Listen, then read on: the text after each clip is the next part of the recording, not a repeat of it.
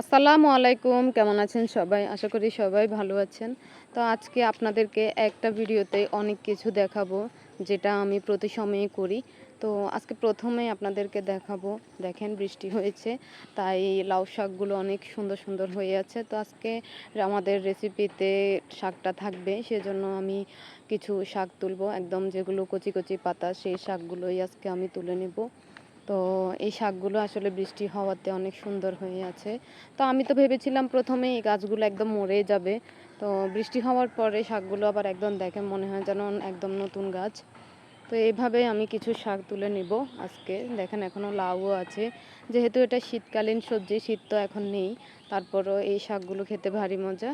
তো লাউ শাক আমার খুব একটা ফেভারিট শাক।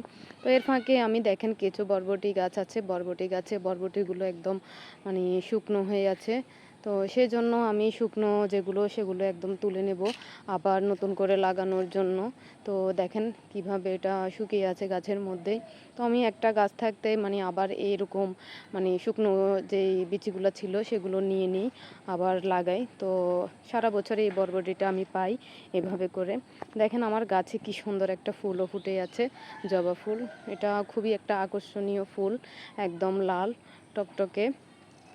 তো মাত্র একটা ফুল ফুটেছে, আরও অনেকগুলো আছে। তো দেখেন এখানে আমার যতগুলো গাছ আছে এগুলো হচ্ছে সব সবজি গাছ। তো সবজির পাশাপাশি কিছু ফল গাছও আছে আমার।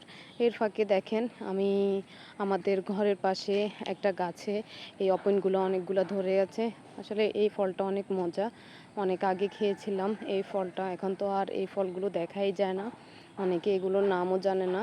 তো এই ফলটাও আমার ভীষণ মজা লাগে খেতে। তো এই ফলটা তুলে নেব ওগুলো খাওয়ার জন্য। আসলে গাছে কিভাবে এরকম অপনগুলো ধরে আছে আপনাদেরকে দেখাই, চলেন দেখেন। একদম থোকা থোকা ধরে আছে, কিছু আধ কাঁচা আছে, কিছু পাকা আছে, একদম উপরে অনেকগুলো আছে। তো আমি টান দিয়ে হাত দিয়ে ধরে আপনাদেরকে দেখাচ্ছি, দেখতে কি সুন্দর। এরপরে আমি একটা ধুন্দুল নিয়েছি। এই ধুন্দুলের আসলে যেই খোসার অংশটা, এটা দিয়ে আমি কিছু একটা বানাবো ঘরে সাজানোর জন্য। সেজন্য এটা আমি মাঝখানটা কাটতেছি না, কারণ এটা যদি আমি মাঝখান দিয়ে কাটি তাহলে আমার এই বিচিগুলো খুব সহজে বের হয়ে যাবে। তো যেহেতু আমি এটাকে এভাবে করে নিচ্ছি, কারণ এটা আমার কাজে লাগবে, এটা দিয়ে আমি একটা জিনিস বানাবো। তো আচ্ছা, একটা জিনিস বলতে আমি আপনাদেরকে সেটাই বলি কি বানাবো। আসলে এটা দিয়ে আমি একটা বাবুই পাখির বাসা বানাবো, যেটা একদম ওই দেখতে ইউনিক লাগবে, ঘরে শো পিস হিসেবে এটা ব্যবহার করা যাবে। তো সেই জন্যই আমি এটাকে এভাবে মানে ঢাকা দিয়ে দিয়ে আমি এই বিচিগুলো বের করছি। এই বিচিগুলো বের করার কারণ হচ্ছে এখন আপনার বর্ষাকাল, বর্ষাকাল প্রায় আসেনি, তারপরও বৃষ্টির সিজন।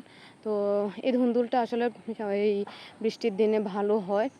মানে বৃষ্টির দিনে এই ধুন্দুলগুলো লাগালে অনেক ধরে থাকে। আসলে যদি পানিও যদি বেশি হয় তাহলে সব গাছ মরে যায়, কিন্তু এই ধুন্দুল গাছটা জীবিত থাকে। তো যে সময় আমাদের সবজি সংকটে পড়ি, তো তখন এই গাছটাই শুধু থাকে। অন্য যে সবজিগুলো আছে যেমন সচিন্দা, তারপরে বরবটি গাছ, বিভিন্ন বা শাকপাতা গাছ, এগুলো আসলে থাকে না।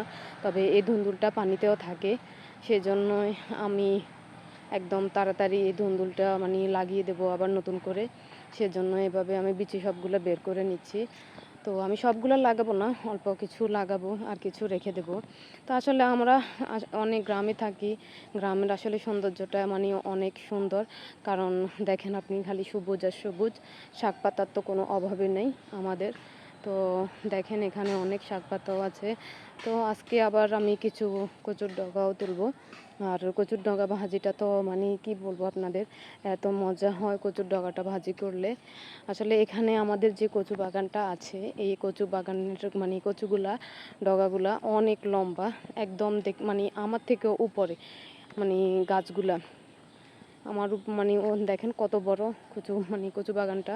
তো এর ফাঁকে আমি দেখেন গাছে কিছু আপনার পুঁইশাকের গোটা, এগুলো আমরা খেয়েছিলাম। তো পুঁইশাকের গোটাগুলো আসলে ছোটোবেলায় এগুলোর আমরা হাতে ঘষা ঘষা দিয়ে আমি রং করতাম।